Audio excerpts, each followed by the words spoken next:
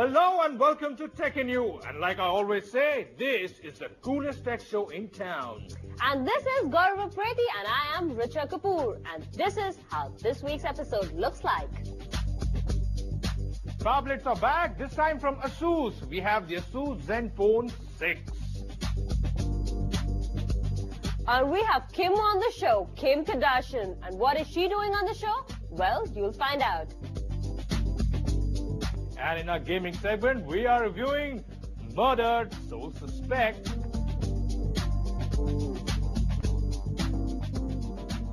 No, Richa, there was a time when they used to say bigger is better, and then there was a time when compact was better, and now again bigger is better. Gaurav, here we're talking about phablets, aren't we? Yeah. And our ASUS is also out with the latest phablet, and that's called the Zenfone 6. It's a 6-inch phablet, very good, and we here have it for a review. Go ahead and take a look at that. But Richa, you know, when I became big, they never called me better. They said I was fat. You take a look at that.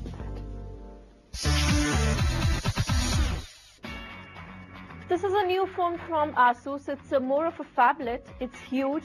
It's affordable. ASUS recently launched a series of Zenfone 4, 5 and 6. And we think that this is the sweet spot among all of them. And yes, it's the cheapest way to actually own a 6-inch phone.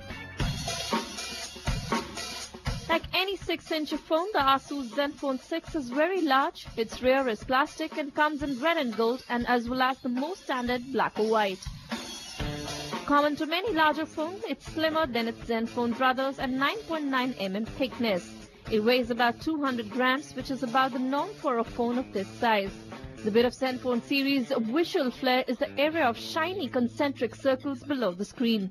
It's just there for the look, as the soft key virtual buttons sit just above this bit.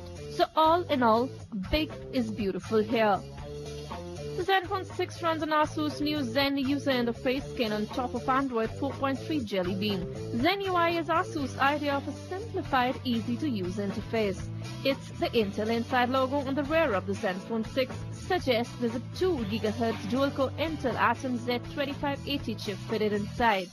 In terms of memory, well, we have got 2 GB of RAM on board and the size of the internal memory is 16 GB. In any case, we do know that there is a microSD slot available, good for up to 64 GB on top of whatever ASUS has seen fit to install.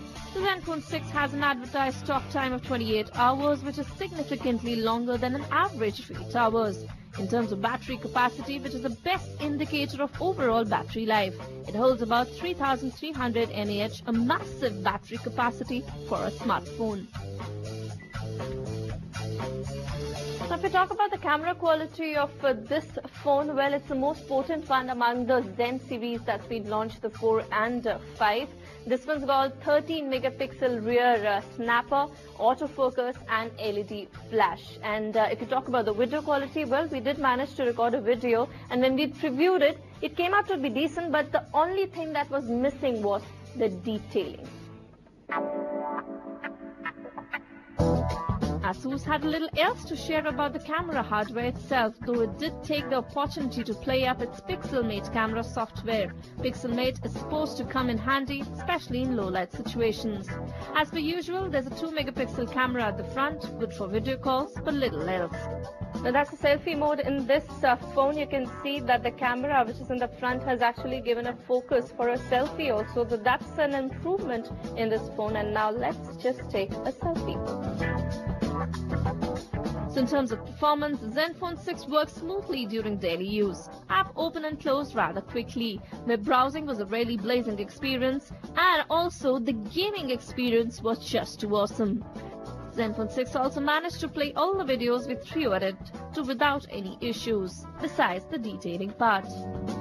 So ASUS did manage to make a decent phone that's good looking, has good hardware, good performance, good camera quality. And above all, if we take a look at the phablets in the same category at a price of Rs 16,999, this one is a good bet.